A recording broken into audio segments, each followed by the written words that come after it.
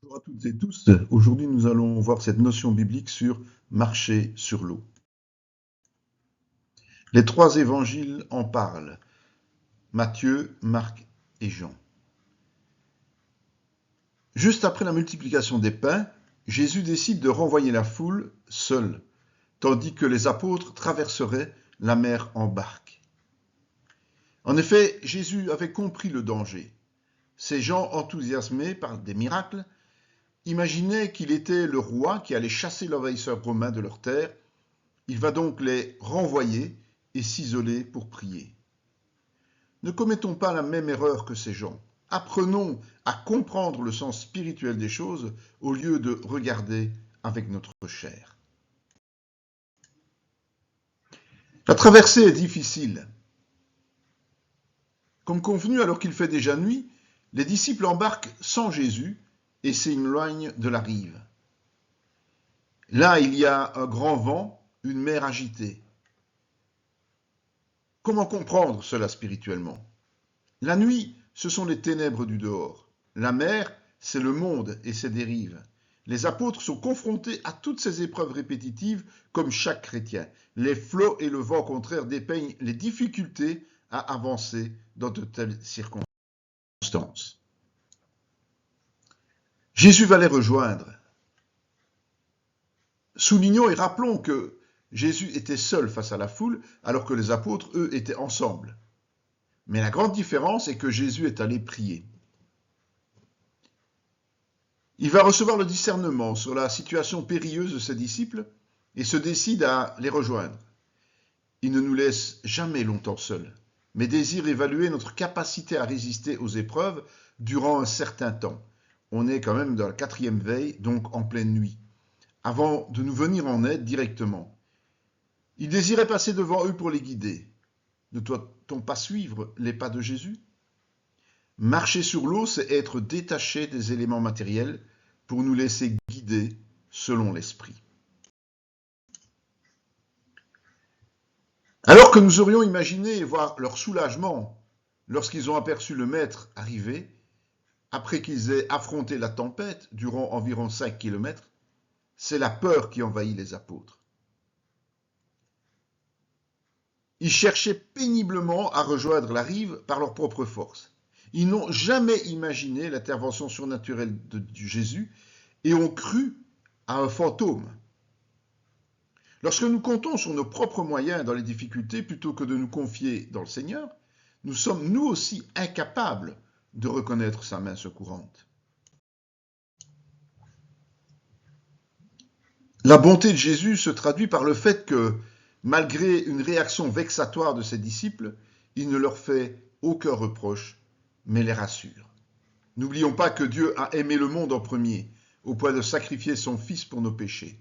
Cet amour fait partie intégrante de la nature divine, au point que Jésus n'est pas venu pour juger, mais pour sauver. Il est donc facile de comprendre que malgré nos manquements et notre aveuglement, Jésus continue à venir vers nous pour nous secourir.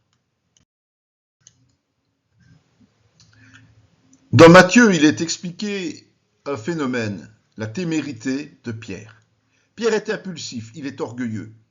Il lance le défi à Jésus de marcher aussi sur l'eau, si du moins c'est la volonté du Maître. Jésus ne se défile jamais. Il va donc inviter Pierre, qui sort de la barque en marchant sur cette eau. Mais c'est une chose de parler, une autre d'agir avec foi.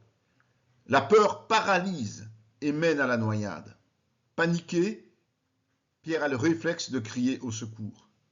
Et Jésus ne l'abandonne pas à son sort. Il le retire des grandes eaux, mais là, il lui fait le reproche de son manque de foi.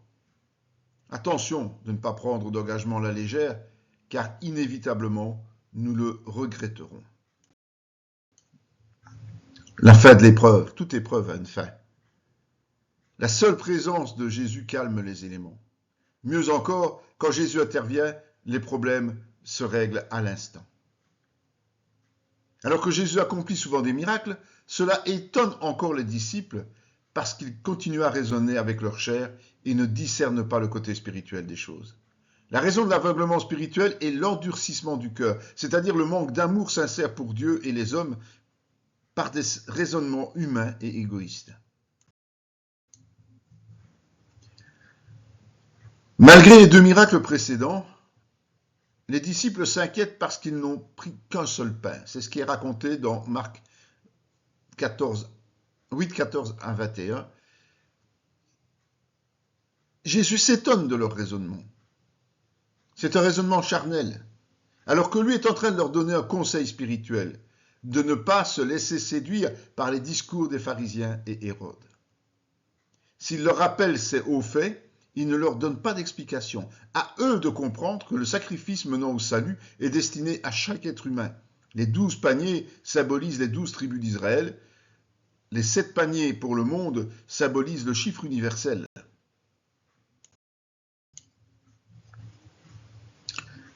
Finalement, ils se prosternent devant Jésus et reconnaissent sa divinité.